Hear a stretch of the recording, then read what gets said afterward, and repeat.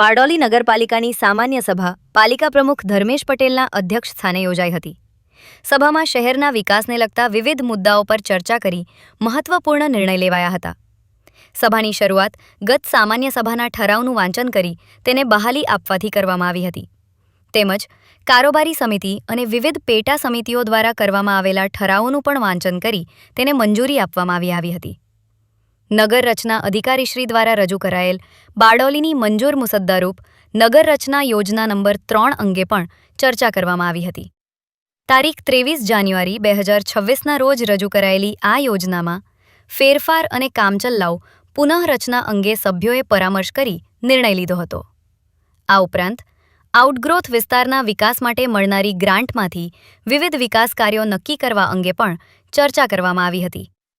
સ્વર્ણિમ જયંતી મુખ્યમંત્રી શહેરી વિકાસ યોજના અંતર્ગત શહેરને આગવી ઓળખ મળે તે માટે વિવિધ વિકાસ કામો હાથ ધરવા અંગે પણ સભામાં ચર્ચા કરી નિર્ણય લેવાયો હતો। આ સાથે અધ્યક્ષ સ્થાને રજૂ થતા અન્ય કામો પર પણ સભામાં ચર્ચા કરવામાં આવી હતી।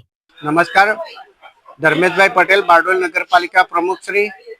આજ રોજ બારડોલી નગરપાલિકા ખાતે સામાન્ય સભાનું આયોજન કરવામાં આવેલ હતું, જેની અંદર અમારા 5 એજન્ડાઓ હતા, જેને સર્વાનુમતે મંજૂરી મળેલ છે।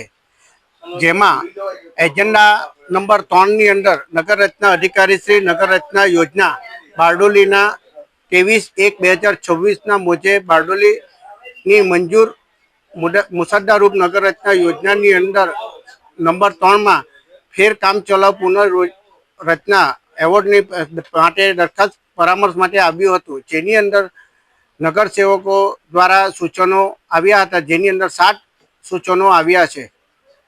એક, રિઝર્વેશન નંબર 222 અને 223ને સંયુક્ત રિઝર્વેશન જાહેર કરી સામાજિક માળખા માટે રિઝર્વેશન રહે એમનું એક સૂચન હતું।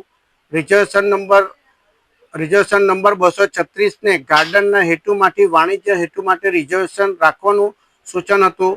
રિઝર્વેશન નંબર 238ને 18 મીટર અને 9 મીટરના પૂર્વ દિશામાં જંકશન પર 18 મીટરની ચોકડી પર તથા વેચાણપાત્ર વાણિજ્ય હેતુ રાખવાનું સૂચન જણાવેલ હતું। રિઝર્વેશન નંબર 218ને 24 મીટર તથા 15 મીટરના જંકશન પર શિફ્ટ કરવાનું સૂચન જણાવવામાં આવ્યું હતું। રિઝર્વેશન નંબર 228 અને 229ને વચ્ચેનો રસ્તો કે જે રિઝર્વેશન નંબર 230 સુધી જાય છે તે રસ્તાને 12 મીટરને બદલે 9 મીટર કરી રિઝર્વેશન નંબર 229ની સાઇઝ વધારાનું સૂચન કરેલ છે।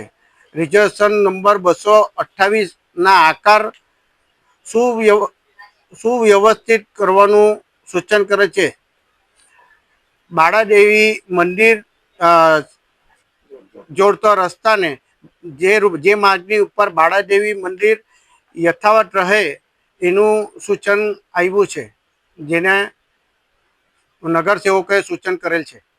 આજ રોજ અમારા 5 વર્ષ પૂર્ણ થયેલ છે, તો બારડોલી નગરપાલિકાના તમામ નગર સેવકો એક રાગીતાથી 5 વર્ષની અંદર સૌએ એકબીજાની સાથે સહકાર આપીને નગરના વિકાસમાં સતત કાર્યરત રહીને બધા સાથે મળીને કામ કર્યું છે। AB 48 ન્યૂઝ ગુજરાત સાથે પ્રશાંત પટેલ, બારડોલી।